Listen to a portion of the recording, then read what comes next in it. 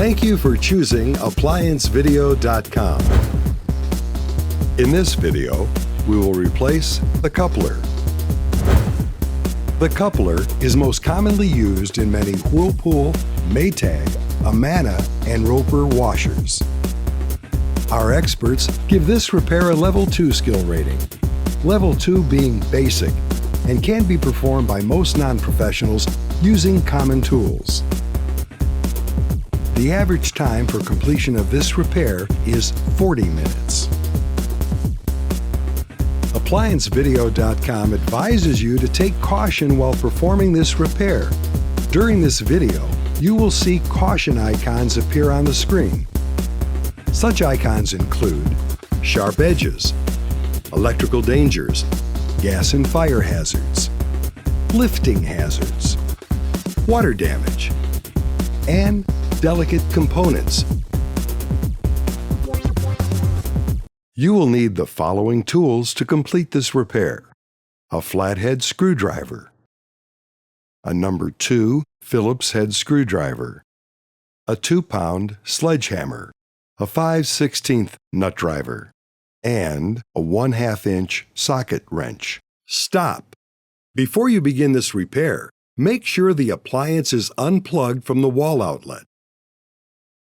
Step 1. Removing the coupler. Before we can access the interior components of your washer, we must first remove the cabinet. Gain access to the rear of your washer and locate the 2 screws on each edge of the control panel. Using your number 2 Phillips head screwdriver, loosen both screws by turning them counterclockwise. You do not need to remove them completely. Only unfasten them enough until the control panel is released and cleared. With the screws loosened, grasp the control panel, lift up, and then roll the panel back. Next, we must disconnect the black wiring harness from the lid switch located to the left. Slightly lift up the release tab on the harness and pull straight out to remove.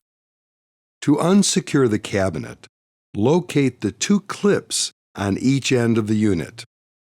Now, insert your number 2 slotted screwdriver into the clip, then push down and pull forward to remove it.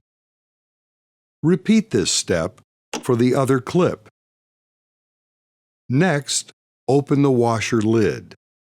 Grasp the middle base of the cabinet, roll it forward, and slide it to remove. Take caution. The base cabinet could damage or scratch your floor. We advise you to place floor protection under the base before and after removing. With the cabinet removed, let's continue with this repair. We are now ready to unsecure the pump located at the bottom of the unit. To begin, we must remove the top and bottom pump retainers that secure the pump in place. Insert your flathead screwdriver into the top retainer and press down to release it. Repeat this step for the bottom retainer. Now grasp the pump, pull it away from the main drive motor, and set it to the side. Let's remove the 2 screws within the bottom and top motor retainers. With your 5/16 inch nut driver, remove the bottom and top screw by turning them counterclockwise. Insert your flathead screwdriver into the bottom motor retainer and press down to release it. Then slightly push the motor upward to relieve the strain from the top retainer and press down, then up to release the top retainer. Now that the motor is unsecured, firmly grasp it and pull it forward so you can gain access to the coupler. Next, pull the black rubber isolator off the back of the motor to remove. Using your flathead screwdriver, insert it behind the coupler cog, pry forward, and slide the cog off the motor shaft. Lastly, to remove the coupler cog from the gear case plate, insert your flathead screwdriver behind the plate and coupler, then pry forward. It may help to rotate the coupler as you pry forward for easier removal.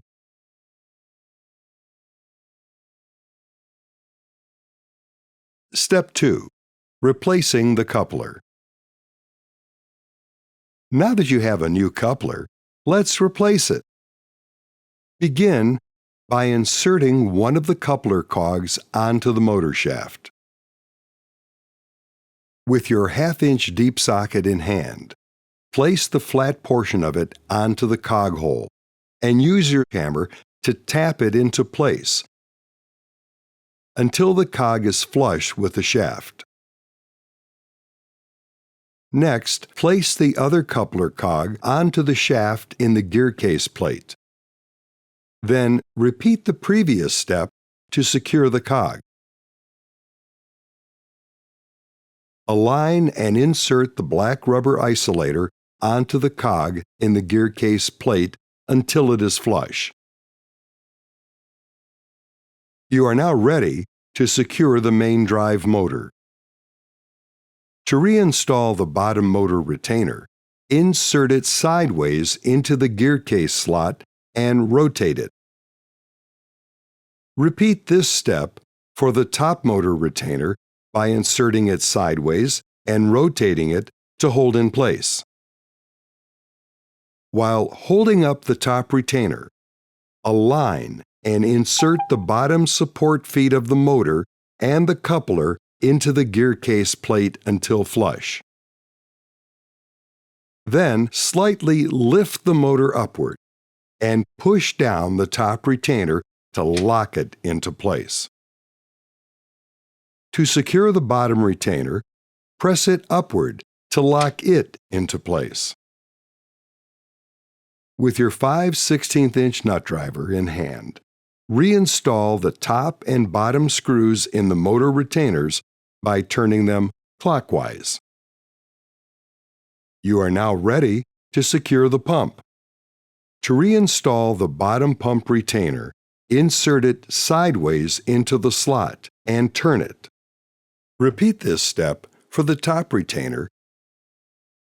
Before you mount the pump, you may need to readjust the motor shaft to make it look like the letter D. Now, lift the top retainer as you align and slide the pump notch onto the motor shaft until flush. Take caution. Do not force the pump onto the motor shaft. Doing so can result in damage. Push the top retainer forward and press it onto the pump to lock it into place.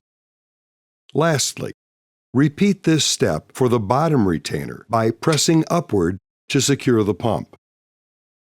Now, let's reinstall the cabinet.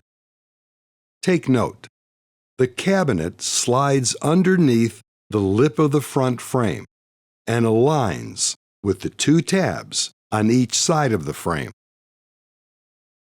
Now, grasp the middle base of the cabinet and lift it up. Slide the front of the cabinet underneath the lip of the frame and align it to the two tabs on each end.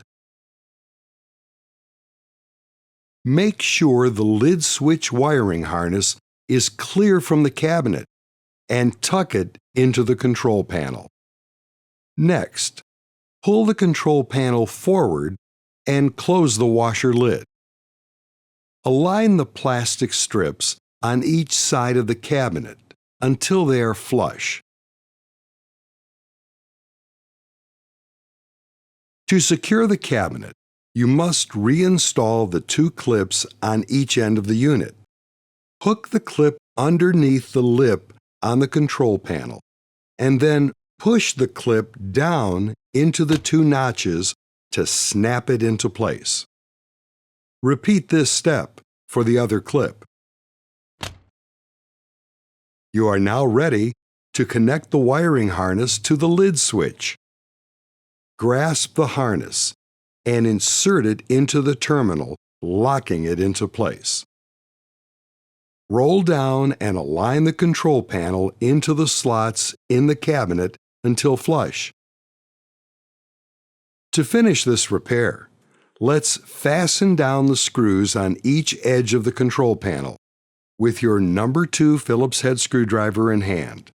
Tighten both of the screws by turning them clockwise until snug. Now, reconnect your appliance to the wall outlet. Congratulations! You have successfully completed this repair. Thank you for choosing ApplianceVideo.com.